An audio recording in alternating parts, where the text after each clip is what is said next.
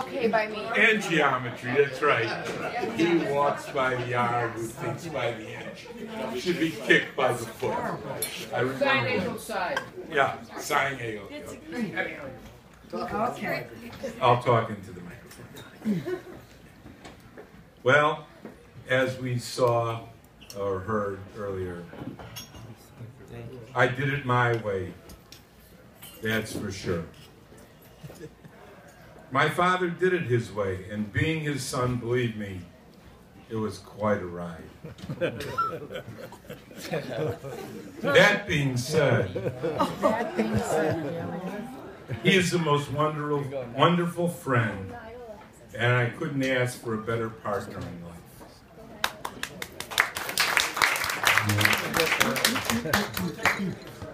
He is a soft, generous man who would give the shirt off his back, and did so in many occasions to his friends and his family.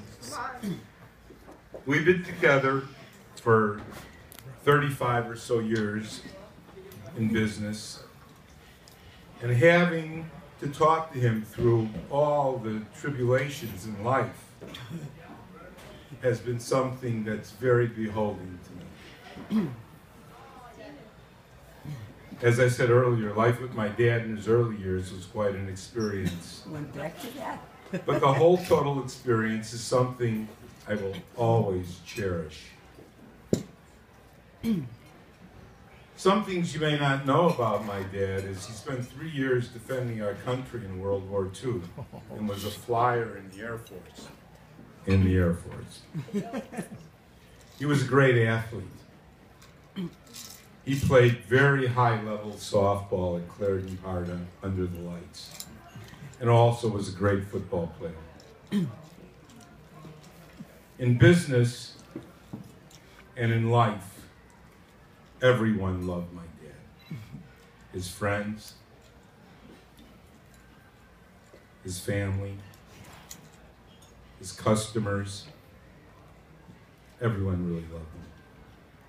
And the reason why,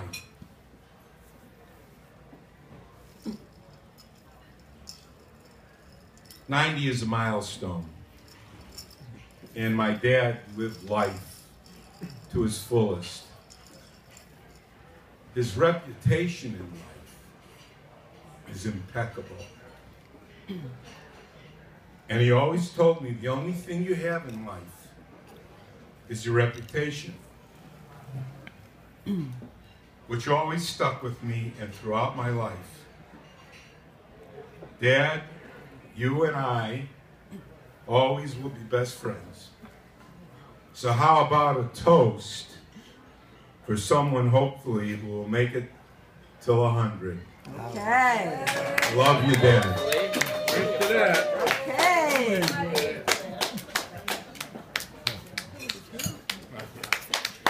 Steve, I didn't have it. Very nice. I didn't think I had it in you. Nice. That was great. Great job. It's actually kind of weird because you basically touch on the same points of her speech. Don't worry about it. You've been with him 35 years? 21 and a half, actually. I don't know so much about that early life, but it sounds similar to mine in some ways. You're right, Ben. Thank you, girl. You take after me. I had. It's not like I've heard that before. All right. Let me. I don't have my glasses or contacts in, but You need glasses? we're good. Let me assure all of you, this man right here, Lawrence Buddy Cohen, or as my sister and I call him, Poppy, is truly 1 in a million. Which, you know, a million people have said that to you before. The average male life expectancy in the United States is 77.7 years old. I looked that up today. You've shattered that by 12.3 years, and I do not think that anyone in this room is really that surprised because you are one tough son of a bitch. You're right. As you always make a point to tell me every time we go to dinner at the Valley Lodge. And there's really no question that you are. I mean, come on. We all know that. My grandfather is my idol. He was a pilot in the United States Army in World War II, and at 90 years old, he still gets up and goes to work every day and actually truly loves his job. And I know that by working with him this past summer. He truly does. He let me know every day. He repeated things a few times, but he repeated the right things. That's for sure.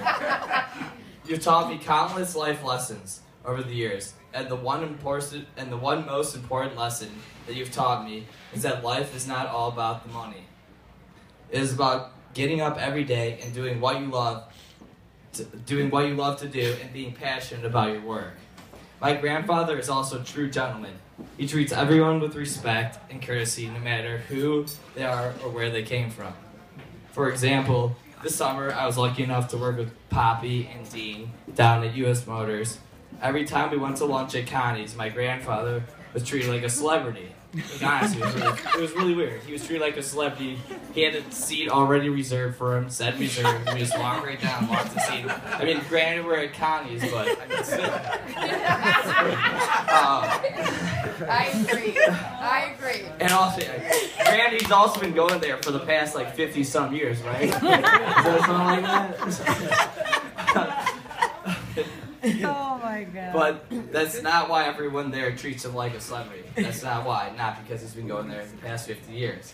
It's because he treats everyone there as if they were his best friends, cheerfully greeting everyone from the hostess to the managers to the busboys. It's like, it truly was like he's been going there for 50 years. I mean, have you? I really actually don't know how long you've been going there. When was it built? Maybe 30. You don't know. I mean, it seems like 50, like 45. All right, close enough. 25. All right. My grandfather has also been my best friend for the 21 and a half years that I've been alive, and I mean, I truly mean that. He always tells me I was your main man at birth, and I mean, it really seems like he's took me under his wing. He's done everything. He's really done anything for me. We've talked about anything that other people have never talked about, and that's going off script. But I really do mean that. In the summer, we met dinner for once. These past 2 summers, we've met for dinner once a week, normally on Wednesdays at Valley Lodge. Sorry, Carol. I know you hate it.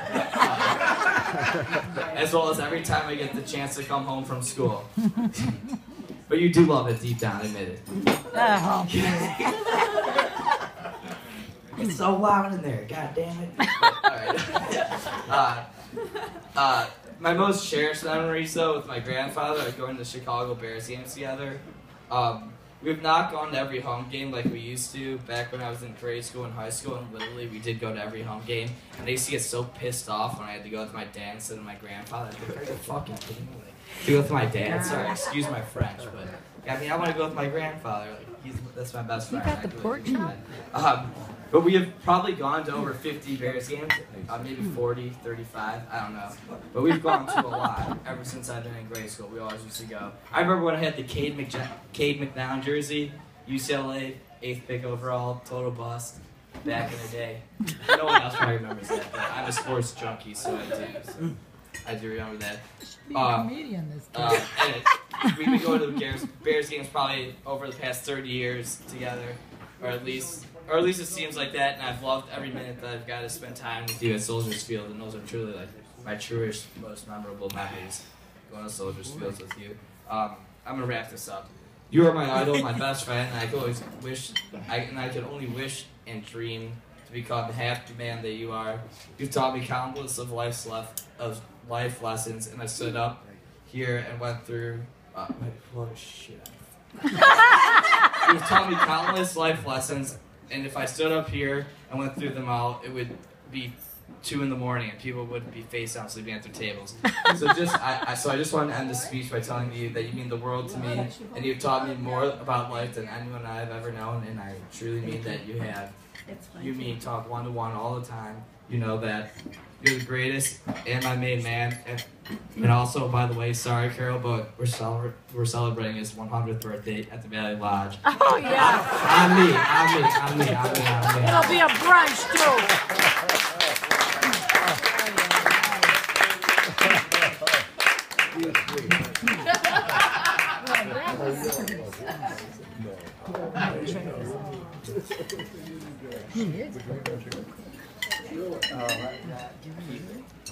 Never seen that before. Alright, so I'm not really one with words. I usually don't make speeches. So sing it. In front of a lot of people. I remember that I made one sign, messed it up, said happy birthday Poopy. But Poppy, that was my bad. Second speech I made is basically about Poppy's laugh, because we all know that one. It's like the same laugh every time. But what I can do is sing happy birthday, so. Whoa. Serious? Let's do it. Let's do it. Here you go. Happy birthday to you. Happy birthday to you. Happy birthday, dear Poppy. Happy birthday to you.